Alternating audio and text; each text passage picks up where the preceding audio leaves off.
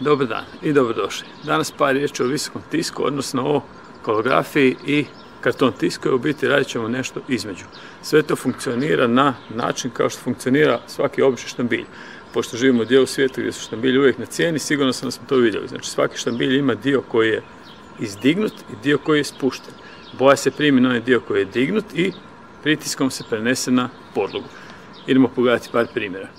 Možemo koristiti boju za linorez, ali ako je nemamo, koristimo na primjer tempere ili akrilne boje. To su boje na vodenoj osnovi i one se brzo suše. Moramo im usporiti proces sušenja, to možemo napraviti da dodamo malo pudera, tječeg, ili ako to nemamo, par kapi ulja. Obično kuhinjsko, recimo suncokreta ulja je sasvim ok. Nemojte pretjerivati s dodavanjem ulja, doslovno par kapi, ne želimo poslije imati masne mrlje na papiru. Boju možemo nanositi valjkom za linorez, običnim spužvastim valjkom, kuhinjskom spužvicom ili recimo širim kistom, ovisi kakav materijal koristite pri izradi matrice.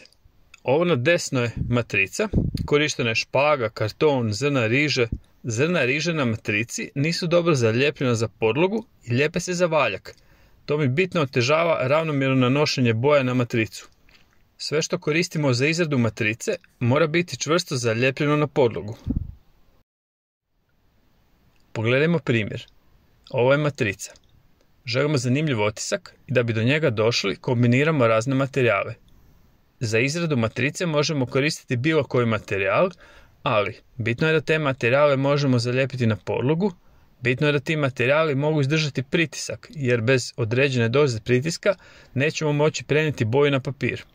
Na primjer, neki put učenici koriste špagete, to je ok, ali makarone recimo ne bi stavljao jer ćemo izdrobiti kad izrađujemo otisak. Na ovom primjeru su korišteni drveni štapići, ali na primjer špaga ili špagete bi dale vrlo sličan otisak.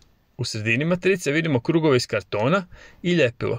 Korišteno je vruće ljepilo i ostala je onako mala točkica i vidjet ćemo kakav otisak će od toga nastati. Ne bi trebalo biti velikih razlika u visini jer ćemo teže nanijeti boju i teško ćemo napraviti otisak, to jest jako ćemo deformirati papir na koji otiskujemo. Ako je baš velika razlika, mogli bi čak i potrgati taj papir. Matricu smo premazali bojom, malo pritisnemo i nastao je otisak. Usporedimo sad matricu i otisak.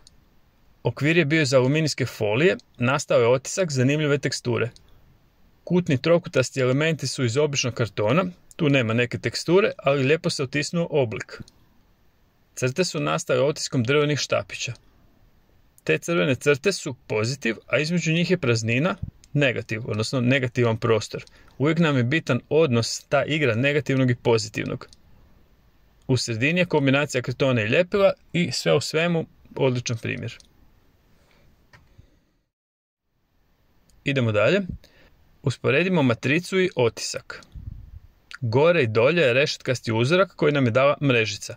Ona je gumena i dobro na sebe prima boju i lijepo se otiskuje. Trokuti su iz valovitog kartona, između ima malo razmaka, negativan prostor, pa opet jedan red gumene mrežice.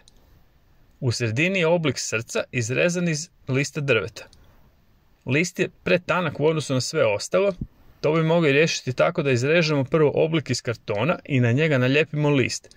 To bi nam dao malo ravnomjerniji otisak. Sa svake strane srca je otisak nastao od borovih grančica. One su bile previsoke, ali to možemo malo korigirati tako da ih stavimo u knjigu, malo ih sprešamo i imamo manju razliku u visini od ostatka matrice. Još jedan super primjer. Novi primjer, ovo je u biti karton tisak. Doslovno je korišten samo karton, vidimo razliku kakav otisak nastaje od običnog kartona, a kakav od valovitog. Oblici iz kartona složeni su na zanimljiv način, nastaje uzorak i između njih je razmak. Znači uvijek nam je bitan taj razmak jer to je negativan prostor i onda imamo kontrast između onog čega imamo, znači otiska i praznog prostora, odnosno negativa. I još jedna velika riječ za kraj, signatura. Sama matrica je manja od papira na koji otiskujemo. Na kraju nam to djeluje kao da imamo bijeli okvir oko otiska. Ispod otiska upisujemo signaturu, odnosno svoje podatke. Ako se radi o probnoj seriji, onda pišemo EA, to je kratica koja označava da je otisak odobrio umjetnik, inače pišemo samo broj otiska. Na primjer, drugi otisak od 5 bi zapisali 2/5. Napišemo koja je tehnika izrade, u sredini napišemo ime rada i na desno ime i prezime autora i godinu. Grafike smatramo originalnim umjetničkim dijelima, ali u biti uvijek se smatraju vrednijima manje serije. Nije isto da smo i napravili seriju od, na primjer, 5 otisaka ili od 500. Probajmo se malo poigrati, složimo matricu i napravimo nekoliko otisaka. I kao uvijek, opustimo se, budimo kreativni, bit će sve ok. Sretno!